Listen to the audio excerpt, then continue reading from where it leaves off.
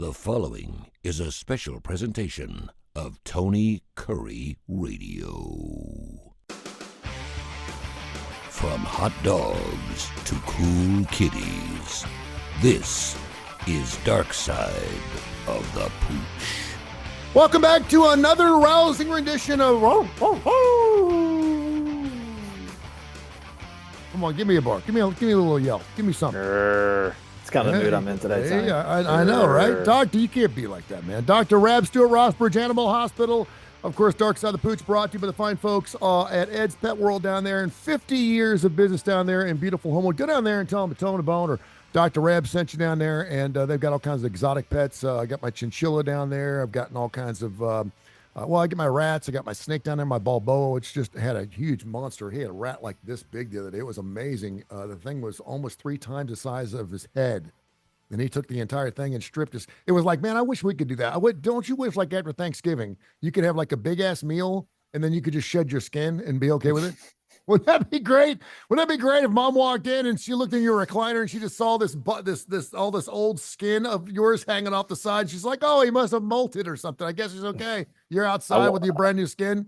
I want it to be like I want it to hold its form though. Yeah. Yeah, I don't want it to, like one of those cicadas, like the cicada skins. Yeah, I want it to hold its form. Yeah, it'd be kind of weird and scary. Be great for Halloween. You could put that on the front porch and no one know the difference. Yeah. So check out Ed's Pet World. They're open Wednesday, Thursday, Friday, Saturday, and open on weekends. And they do a wonderful job with exotic. And of course, their other place, Sasquatch Toys and Comics, is just killing it. They do comics with 60s, 70s, 80s, and 90s. Do you have any toys, old toys? You have kids. If you're like me, you had some old toys that somehow just kind of came with you. I had an excavator, a Tonka Troy excavator that was literally looked like it was brand new. I played with it. It looked like it was brand new. It was about this big. It was a big thing. And I've had it my entire life. I think I got it when I was 4 years old, and somehow it traveled with me, and I gave it to my first son. I don't know where it's at now. But do you have any old toys or anything boxed up? Or are you a 40-year-old virgin? Do you have anything? You have any Star Trek toys boxed up or anything? So nothing like that. But I had, when I was a kid, I stayed with my grandparents a good bit because my dad had cancer when I was really young. And so I would go to their house, and they had kept a few of his Matchbox cars or whatever. So he had it was a model. It was a kind of it was like, think of the size of the very first cell phones that were made. The very first. So it was about like, it wasn't a tiny Matchbox or a Hot Wheel. It was bigger than that. Mm-hmm. It was like a 1970 red GTO. It was probably really heavy too, right? Cast iron. It wasn't super heavy. It was all plastic. Really? But it was pretty detailed. And I loved that thing. It was my favorite car to play with when I was a kid. Well, I kept it.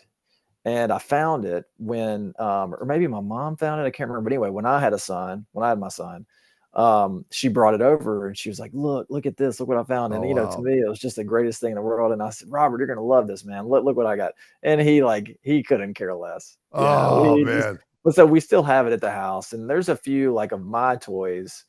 And it's like all like old Star Wars, like toys that I played with, nothing boxed up or anything. So I've still got some of those laying around the house that he played with when he was, 6 or 8 years old, but he's kind of outgrown that stuff now. You got any Pinewood Derbies?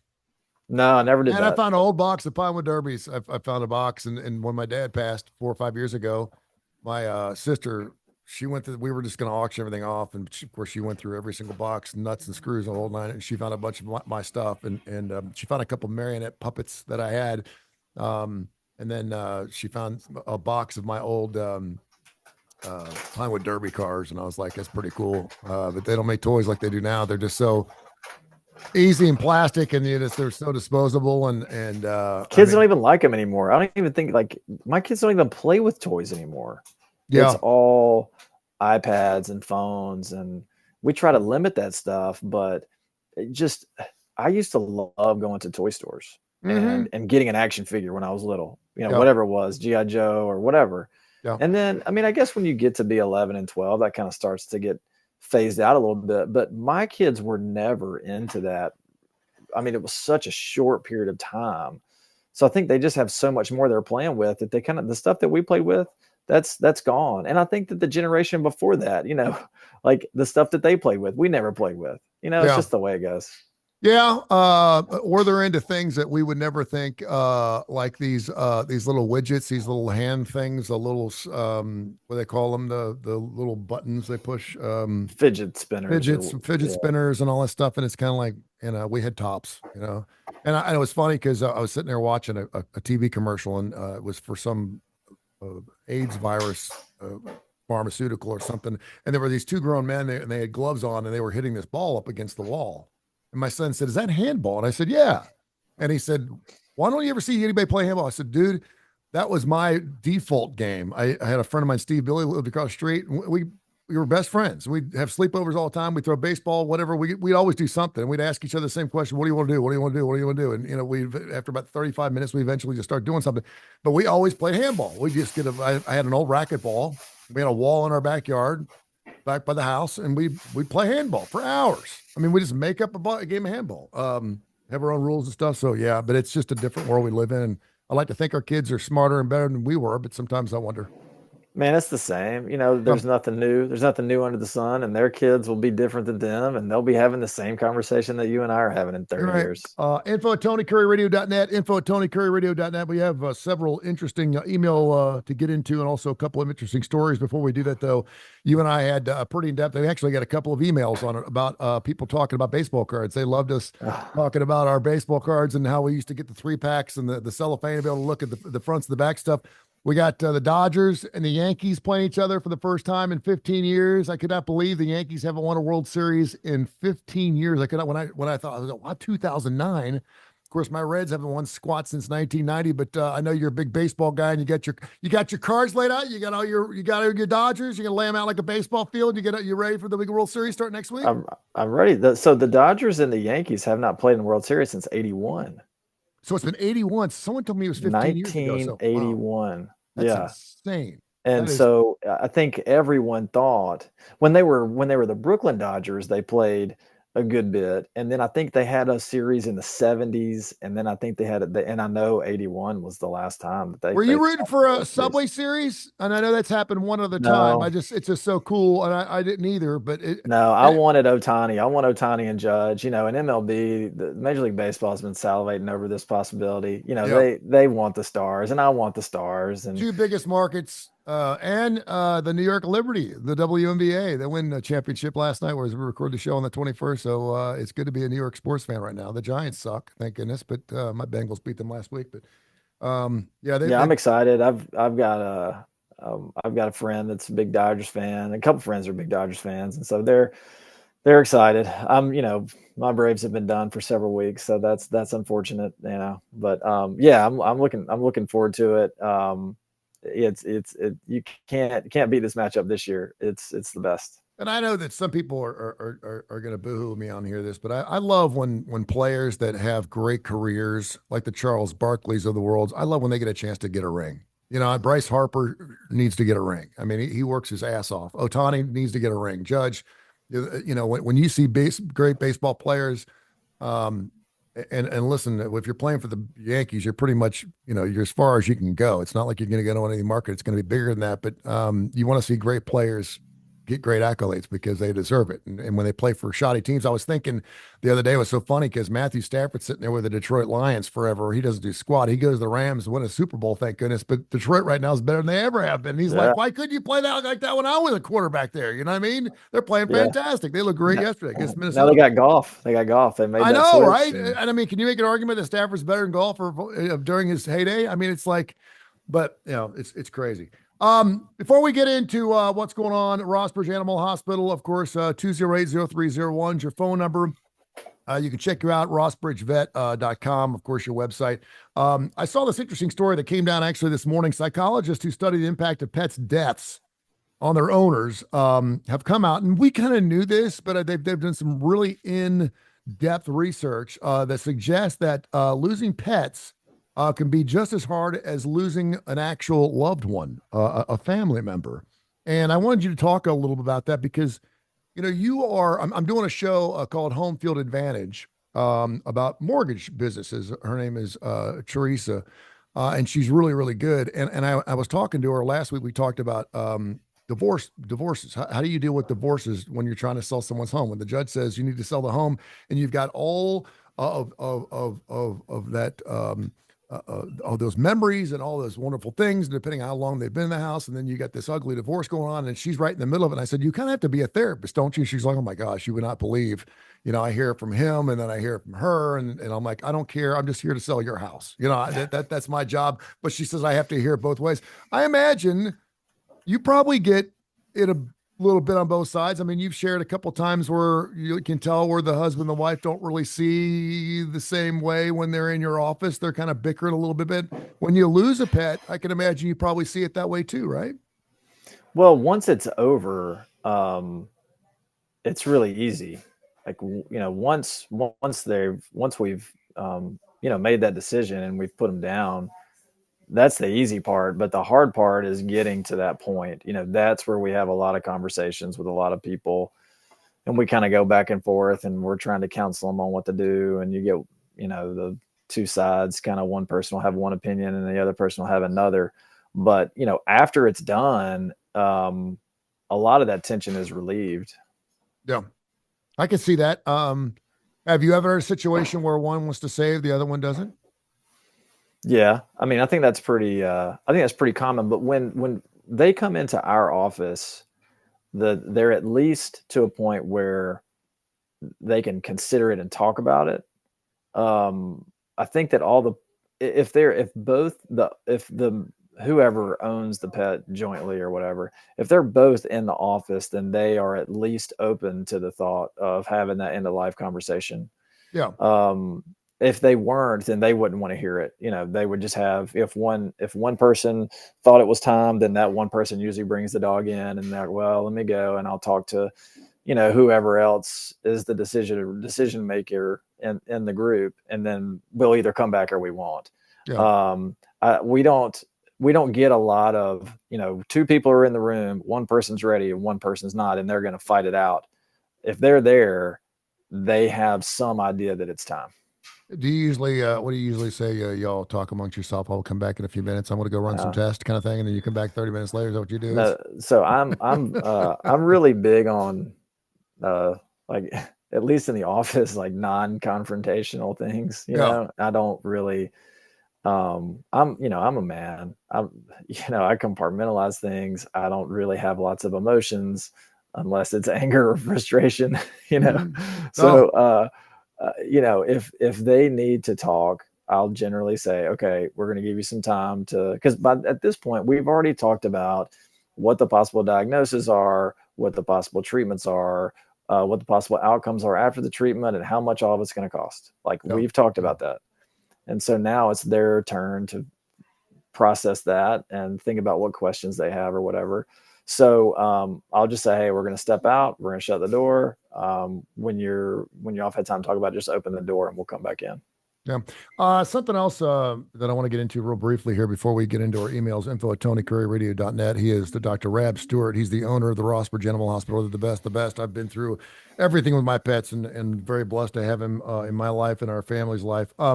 We've been talking about the loss of animals recently because of the hurricanes. And you and I talked about this last week. Do for your pet whatever you do for yourself. Obviously, if you're,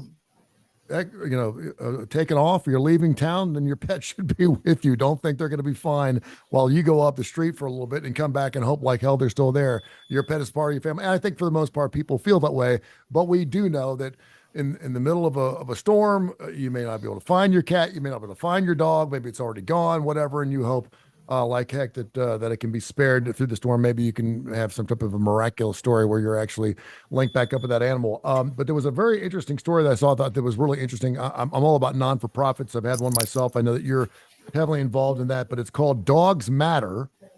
And his name is Stephen King. It's not the Stephen King, the writer Stephen King. But Stephen King's 51. He's been clean and sober for 13 years, but he lost everything to meth. When he was 37, 38 years old, he lost a job, lost his wife, lost his kids, lost his house, lost everything, right? And so he's turned his life around. And now, since he's gotten clean 13 years ago, he started this non-for-profit called Dogs Matter. And it's a non-for-profit that takes animals of people who need to go into treatment.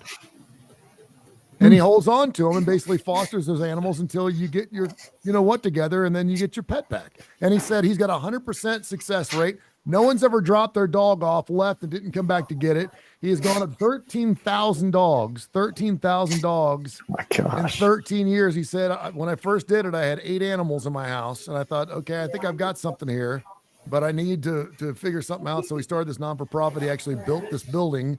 He has never had to euthanize one animal. And it's in the Dallas area, if you have to go into rehab, and I saw something the other day where deaths from drug overdoses have taken a 13% drop, which is great. We're doing something right. I hope it's not some anomaly, but I just thought that was really cool for a non-for-profit, because we don't ever think about that. Okay, I got to go to rehab. Who's going to take care of my dog? Because usually you go to rehab, it's a 90-day stint. You're gone. You can't have your cell phone. You can't have everything. And you're trying to make your life better. And while you do that, the last thing you need to worry about is your pooch. So I thought that was kind of cool. I just want to share that.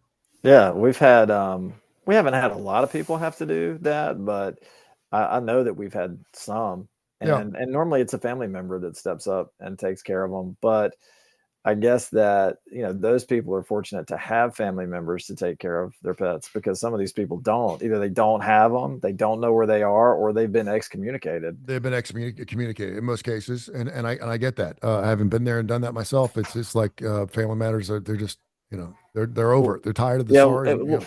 But sometimes they have to. Sometimes they have to cut them off. Sure. Because unfortunately, I've had friends and acquaintances. Fortunately, not many, but I've had friends that have gotten into some stuff they shouldn't have gotten into, and it didn't let go of them. And their rock bottom is when they started stealing from their parents. Yep. And then their parents changed the locks, and they're done with them. They have to be. I don't know. For the good of the person. For the good of the person. I don't know too many people who don't know someone that either has cancer or has had some type of drug dependency issue. And I've told the story. I worked with this guy named Blazeman who used to do 7 to Midnight on classic rock. I remember. I absolutely remember Blazeman. Yeah. And his son was stealing from him. Taking computers out of the house. Blazeman was into his toys. He liked his toys and stuff, but he'd come home and half his stuff would be gone. And his son was arrested for like the 4th time, and he had the chance to bail him out, and he left him in there. And he's like, it was right before Thanksgiving. He's like, "You're going to bail me out before the holidays, aren't you?" He's like, "Not this time," and left him in there for Thanksgiving and Christmas. And it was probably the best thing he could have done for his son. It's just, sometimes you have to do, the worst thing you can do is enable someone like that. They need to find their own footing. That's the only way they're going to come out of it. So great stuff. Okay. info@TonyCurryRadio.net. This is Adam in Birmingham. He wants to know, how has Dr. Rab infiltrated the AI world? Everyone's utilizing artificial intelligence.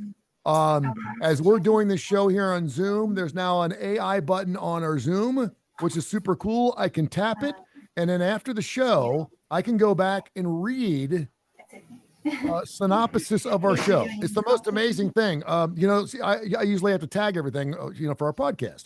So when you look at the podcast, you know what you're going to be listening to. And I'll say, on today's episode, blah, blah, blah, blah. It actually does it for me. It gives me like a 45 sentence synopsis, depending on how long you're talking, a podcast of what the show is about. In this particular episode, Tony asked Dr. Rab about blah, blah, blah. And it's amazing. It's free. It doesn't cost you anything, but it's just kind of, you forget things. But is there anything that you've utilized? Somebody said the other day that we're all going to be into AI before you can sit there and fight it all you want. You're probably using it and you don't even know it. But are you utilizing it at any point now? I'm not using it right now. We're starting to see some things like some services that do AI reading of x-rays. Mm-hmm. So instead of a person, like we read almost all of our x-rays here. We've been looking at x-rays between myself and Dr. Johnson. We've been looking at x-rays for like close to 50 years, so we read our own x-rays here, but sometimes you can send them off to a radiologist and they, a board certified radiologist, and they'll get back with you and say, well, I think, you're seeing this and consider that. But so now some of those radiologists are being replaced by AI. We haven't utilized the services yet. It's just that's an avenue that I just feel like I'd rather a human look at it, and have human error rather than computer error. But maybe the computer error would be a lot less than human error. So Yeah. that's something somebody else is going to have to dip their toe in and let me know how it goes. Man, but the old man in me comes out. I'm 50. I'm feeling like I don't want to deal with it, but there is some really cool things. Again, I don't want to pay for that type of service, but there are some really cool things you can do. And I mean, you could even do your voice. I mean, there's all kinds of different things you can utilize. And I know a lot of places that do copywriting, they write scripts or whatever for things like that. It's pretty amazing. And Oh, of course, my friend sends me like hilarious pictures that he's generated with Chat GPT, yeah.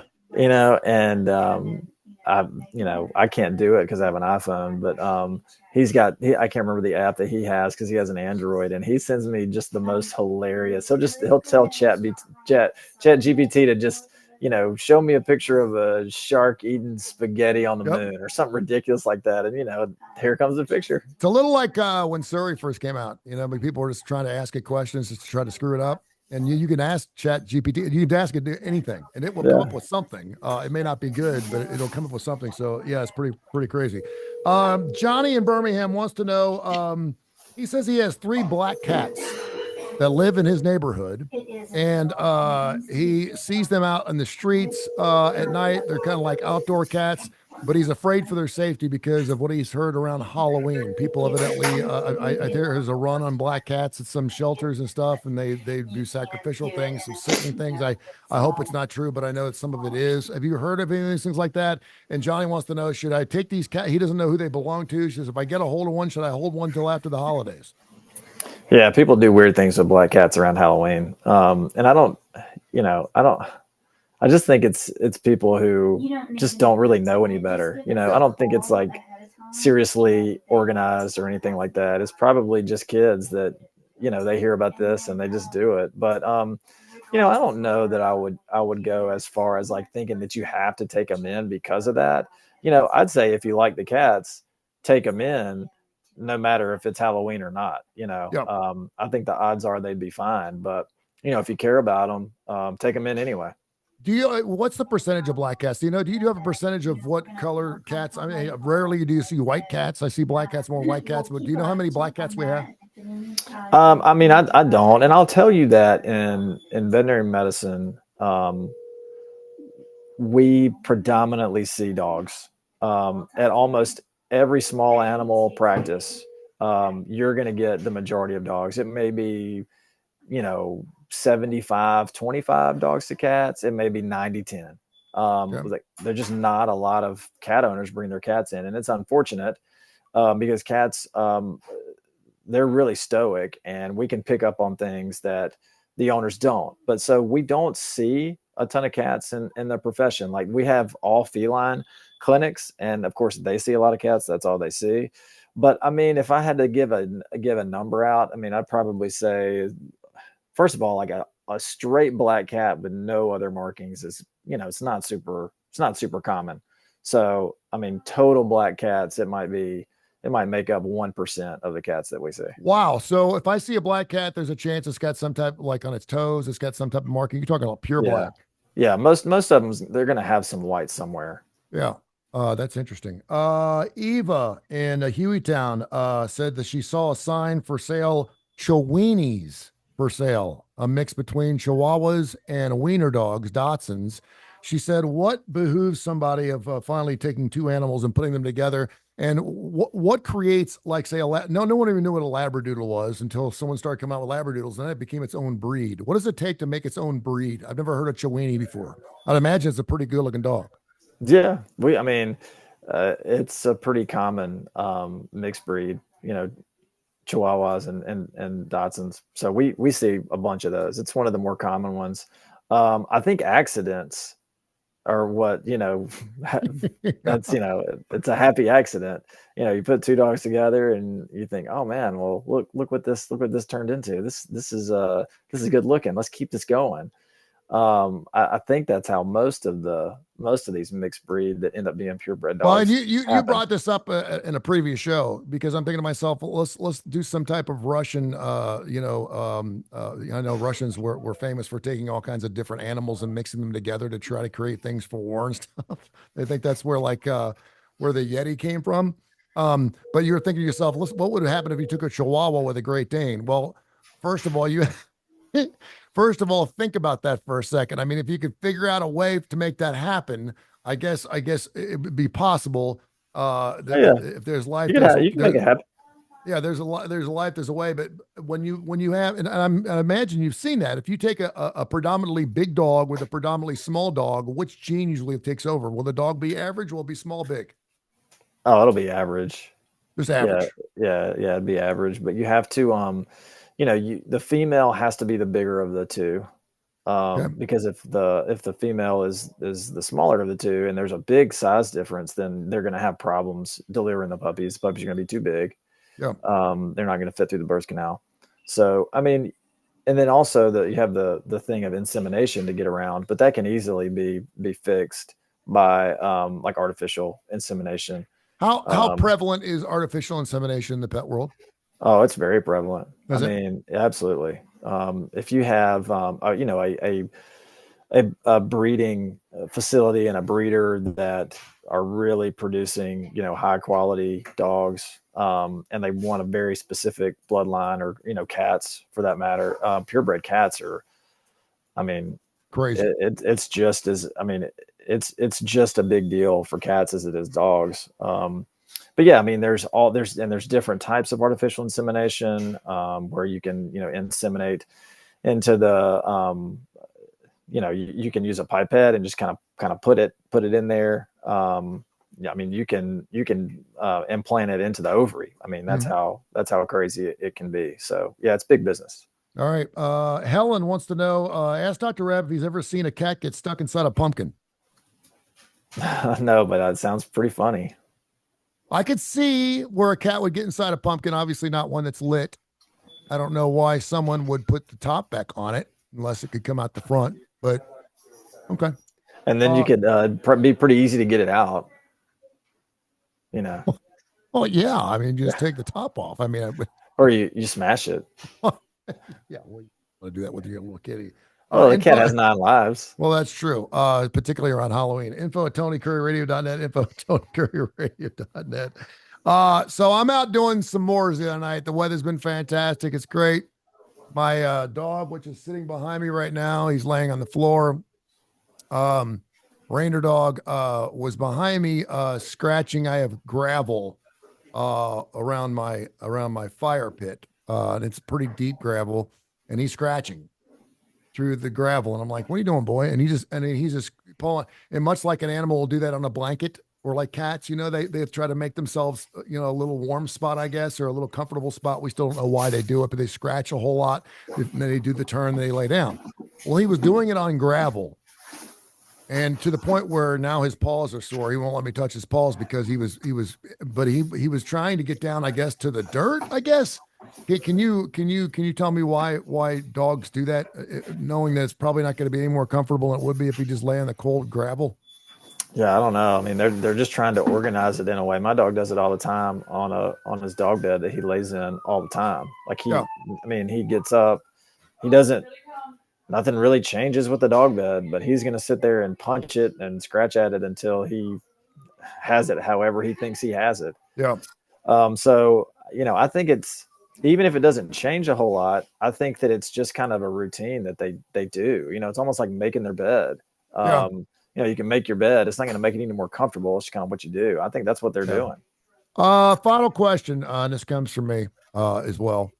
I start putting my dog up in the bathroom when I leave the house. I love the dog. It just, when I leave it alone in the car, it will find a bottle of water and it will rip the top off. It just creates a mess where it does not want to be alone. And I get that. So I started putting him in the bathroom. He's got his bed in there. I take him out all the time. He's now urinating in his own bed, which I thought was really bizarre. And I could only tell because I smelled him. I gave him a cut and I was kind of like, did you pee in your own bed? Because I knew that animals don't pee where they sleep. He's got the entire bathroom to pee in if he wants to, but he's peeing in his own bed. Is he doing that just to get back at me? He might be doing it while he's sleeping. Okay. You would need to try to, if it's possible, you need to try to nail down if it's like, if he's actively peeing or if he's asleep while he does it. It's always in the same spot. Yeah, I think that would be two different things. If he's actively peeing on it or if he is asleep when he does it. Okay. Anything fun going on at your place? We got Halloween coming up, man. We got an election coming up. You got any dogs and cats voting for Kamala, voting for Trump? You got Trump dogs and have you seen anybody? Have you seen red dogs, blue dogs? Do you have any feeling? Well, as with any election year, this is the biggest election we've ever had. It's It the is. biggest election we'll ever have. No election will ever be bigger than this one until the one that we have in 2028. Uh-huh. You're probably right. So I guess, to describe my feelings on this election, I'm going to go with Bill Murray from Ghostbusters, where it's the end of times. It's dogs and cats living together. There you go. Tell people how they can find you, my friend. Oh, come around and see us. We're located at 2001 Greenside Way, 35226. You can just come on by and old school say stop. hello. Even if you don't have a problem, I need to come down and get some. I need to come down and get some flea meds tomorrow. But come down and just check out it's a great facility. It's a killer facility. You can call us. Yeah. We have phones. We have phones that work. They're plugged into the wall. Yeah. They are not AI generated phones. You're on social media all hours of the night. I see you on X, tweeting people in and out. We have real people answering the phones and not robots. Isn't that great? And we have a Facebook page that is sometimes monitored. There you go. Thank you, brother. I appreciate you. See ya.